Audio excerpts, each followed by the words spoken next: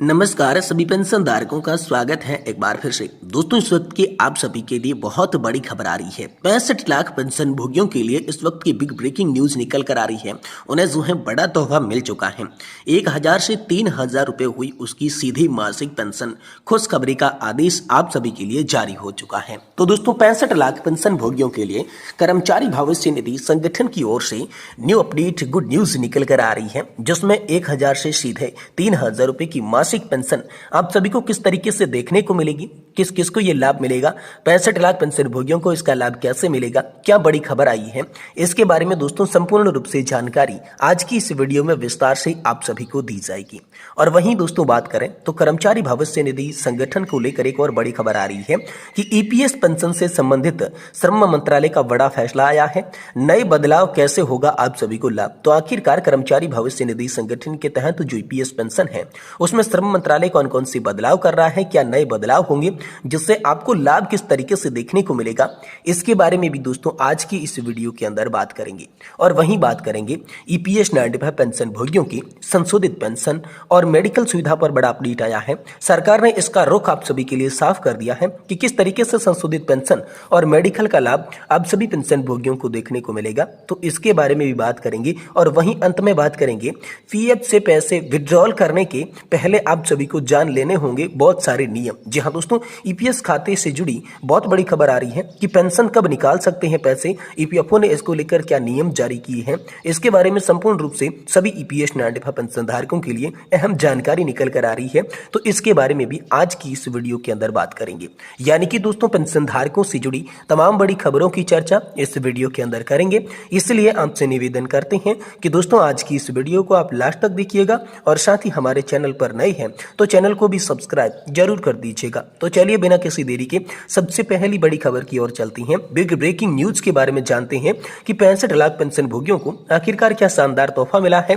1000 से 3000 रुपए की मासिक पेंशन उन्हें किस तरीके से देखने को मिलेगी, आखिरकार उनके लिए क्या खुशखबरी का आदेश जारी हुआ है, ईपीएफओ की ओर से क्या गुड न्यूज निकल कर आई है। चलिए इसके बारे में संपूर्ण रूप से जानकारी इस वीडियो के अंदर आप सभी को बताते हैं। कर्मचारी भविष्य निधि संगठन ने हाल ही में एक ऐतिहासिक निर्णय लिया है, जिससे निजी क्षेत्र के कर्मचारियों में खुशी की लहर चली है।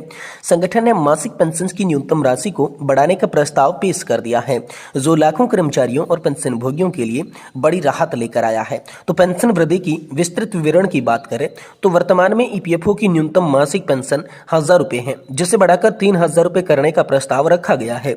यह तिगुनी वृद्धि पेंशन भोगियों के जीवन स्तर में महत्वपूर्ण सुधार लाएगी। ये वृद्धि न केवल वर्तमान पेंशन भोगियों के लिए लाभदायक होगी, बल्कि भविष्य में सेवानिवृत्त होने वाले कर्मचारियों को भी इसका लाभ देखने को मिलेगा। इस महत्वपूर्ण निर्णय से देश भर के लगभग 65 लाख पेंशन भोगियों को प्रत्यक्ष लाभ मिलने की संभावना है। ये संख्या बताती है कि कितने बड़े पैमाने पर इस निर्णय का सकारात्मक प्रभाव पड़ेगा। हालांकि योजना के क्रियान्वयन की तिथि अभी तक घोषित नहीं की गई है, लेकिन विशेषज्ञों का मानना है कि इसे जल्द ही लागू कर दिया जाएगा। ईपीएफओ ने पेंशन वृद्धि के लिए एक सरल और पारदर्शी ऑनलाइन आवेदन प्रक्रिया निर्धारण की है।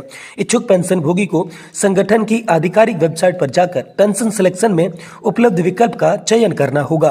आवेदन के दौरान यूएएन नंबर और पासवर्ड की आवश्यकता भी होगी। सभी आवश्यक दस्तावेजों को अपलोड करने के बाद एक विशिष्ट पंजीकरण संख्या आप सभी को प्राप्त होगी। दोस्तों इस निर्णय का समाज पर गहरा प्रभाव पड़ेगा। बढ़ती महंगाई के दौर में पेंशन की ये वृद्धि वरिष्ठ नागरिकों को यहाँ पर जो है आर्थिक सुरक्षा प्रदान करेगी। यह न केवल उनके जीवन स्तर को सुधारेगी, बल्कि उनकी सामाजिक गरिमा को भी बढ़ाएगी। इससे समाज में आर्थिक असमानता को कम करने में भी दोस्तों मदद मिलेगी। वहीं भविष्य की संभावनाएं और चुनौती की बात की जाए तो दोस्तों इस योजना के साथ कुछ चुनौतियां भी जुड़ी हुई है। सबसे बड़ी चुनौती है इसकी वित्तीय प्रबंधन की। इतनी बड़ी संख्या में पेंशन भोगियों की बढ़ी हुई पेंशन का भुगतान निश्चित रूप से करना एक जटिल कार्य होगा। साथ ही योजना के सुचारू क्रियान्वयन के लिए मजबूत प्रशासनिक व्यवस्था की भी आवश्यकता होगी। ईपीएफओ ने इस योजना के सफल कार्यान्वयन के लिए व्यापक रणनीति तैयार की है। इसमें डिजिटल प्लेटफॉर्म का उपयोग, पारदर्शी प्रक्रिया और त्वरित शिकायत निवारण व्यवस्था शामिल है। योजना को चरणबद्ध तरीके से लागू किया जाएगा ताकि सभी लाभार्थियों को समय पर लाभ मिल सके। ईपीएफओ का यह निर्णय सामाजिक सुरक्षा की दिशा में एक महत्वपूर्ण कदम है। यह न केवल वर्तमान पेंशन भोगियों के लिए राहत का कारण है, बल्कि भविष्य में सेवानिवृत्त होने वाले कर्मचारियों की भी आशा की किरण है। यह कदम सरकार की सामाजिक सुरक्षा नीतियों को मजबूत करने की दिशा में एक सराहनीय प्रयास है। आने वाले समय में इस तरह के और भी योजनाओं की उम्मीद की जा सकती है जो देश के वरिष्ठ नागरिकों के जीवन को सकारात्मक बदलाव की ओर लेकर जाएगी। यानी कि दोस्तों आप सभी के लिए बड़ी खबर है कि अब आप सभी की जो न्यूनतम पेंशन 1,000 रुपए की निर्धारित की गई है, इसे 3,000 रुपए तक करने का नया प्रस्ताव सामने आया है। अब इसके लिए आधिकारिक घोषणा कब होगी, इसके बारे में भी दोस्तों जैसे ही बड़ी खबर होगी हम आपको तुरंत बताएंगे। वहीं दोस्तों अगली बड़ी खबर की बात करें तो ईपीएस पेंशन के संबंध में दोस्तों श्रम मंत्रालय यानी कि लेबर मिनिस्ट्री की ओर से बड़ा फैसला लिया गया है। तो आखिरकार कौन कौन से नए बदलाव किए गए हैं जिससे पेंशन धारकों को लाभ होने वाला है, तो चलिए इन बदलावों के बारे में विस्तार से जानकारी को जानते हैं। कर्मचारी भविष्य निधि संगठन ने उच्च वेतन पेंशन से संबंधित 3.10 लाख लंबित आवेदनों पर वेतन और अन्य जानकारी अपलोड करने की समय सीमा एक बार फिर से बढ़ा दी है, जिससे नियोक्ता को 31 जनवरी 2025 तक जानकारी अपलोड करने का अंतिम मौका मिला है। श्रम मंत्रालय ने बुधवार को कहा कि ईपीएफओ ने इसके लिए ऑनलाइन सुविधा उपलब्ध करवा दी है। इसके माध्यम से उच्च पेंशन पर पेंशन के विकल्प विकल्पों के सत्यापन के लिए आवेदन प्रस्तुत किए जा रही हैं। वहीं दोस्तों ईपीएस 95 उच्च पेंशन के तहत राहत की बात करें तो श्रम मंत्रालय ने एक बयान में कहा कि ईपीएफओ के जरिए अधिक वेतन पर पेंशन के लिए विकल्प और संयुक्त विकल्पों के सत्यापन के लिए आवेदन जमा करने की ऑनलाइन अवधि समय सीमा को उपलब्ध कराई गई है। यह सुविधा 26 फरवरी 2023 को पात्र पेंशन भोगियों या सदस्यों के लिए 4 नवंबर 2022 की सुप्रीम कोर्ट के आदेश के अनुपालन में शुरू की गई है। इससे पहले केवल 3 मई 2023 तक उपलब्ध करवाया जाना था। हालांकि कर्मचारियों के प्रतिनिधियों को ध्यान में रखते हुए पात्र सदस्यों को अपने आवेदन दाखिल करने की पूरे 4 महीने का समय भी दिया गया था। फिर समय सीमा 26 जून 2023 तक बढ़ा दी गई थी। इसके बाद किसी भी कठिनाई को दूर करने के लिए अतिरिक्त 15 दिन भी दिए गए थे। आवेदन जमा करने की अंतिम तिथि 11 जुलाई 2023 है, जो कि स्थिति तक पेंशन भोगियों ने 17.5 लाख आवेदन प्राप्त हुए थे। मंत्रालय ने कहा कि कई बार विस्तार के बावजूद विकल्प या संयुक्त विकल्प के लिए 3,10,000 से अधिक आवेदनों को नियोक्ता द्वारा सत्यापित नहीं किया जा सका और अंतिम अवसर अब विस्तार के अनुरोध को मद्देनजर रखते हुए 31 जनवरी 2025 तक दिया जा चुका है। मंत्रालय ने यह भी कहा कि 4.67 लाख से अधिक मामलों को जहां ईपीएफओ ने अधिक जानकारी मांगी या स्पष्टीकरण मांगा, उन नियोक्ताओं को 15 तारीख तक अपना जवाब यहां पर जानकारी के साथ अपलोड करना होगा। तो ये बड़ी खबर दोस्तों इन दिनों आप सभी के लिए निकलकर सामने आ रही है। वहीं दोस्तों पीएफ से पेंशन विड्रॉल करने से पहले आप सभी को ये नियम समझ लेना बेहद जरूरी है। तो ईपीएफओ के कौन से नियम समझना जरूरी है, चलिए आपको बताती हैं। जी हाँ, तो दोस्तों यहाँ पर पेंशन निकालने के लिए कई चरणों का पालन करना होता है, जिसमें ईपीएफओ की वेबसाइट पर आपको जाना पड़ेगा। फॉर्म 10 आपको डाउनलोड करना है, उसे भरना है। आवश्यक दस्तावेज जैसे आधार कार्ड, बैंक की पासबुक की कॉपी आदि जमा करना, भरा हुआ फॉर्म और दस्तावेज ईपीएफओ कार्यालय में आपको जमा करना होगा।